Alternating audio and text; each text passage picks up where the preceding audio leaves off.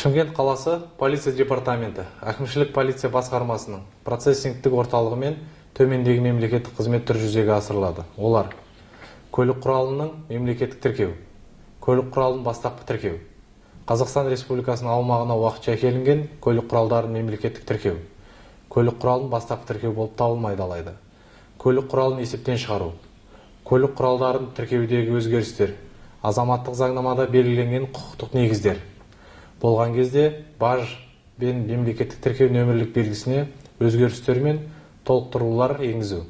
қайта жабдықтау, жол жүрісі қауіпсіздігіне ықпал ететін көлік құралының конструкциясында көзделген құрамдас бөліктер мен жабдық бұйымдарын алып тастау немесе көзделмегендерді орнату, жоғарғы сұранысқа ие мемлекеттік тіркеу нөмірлік белгілерді беру,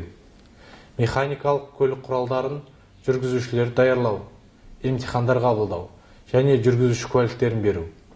бастапқы рет жүргізуші куәлігін алу, жүргізуші куәлігін қолданылу мерзімі өтуіне байланысты ауыстыру,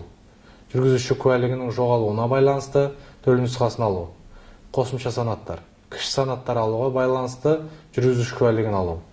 басқару құқығынан айырылғаннан кейін сақтау мерзімі өтуіне байланысты жүргізуші куәлігін қалпына келтіру мемлекеттік қызметтерін ұсынады.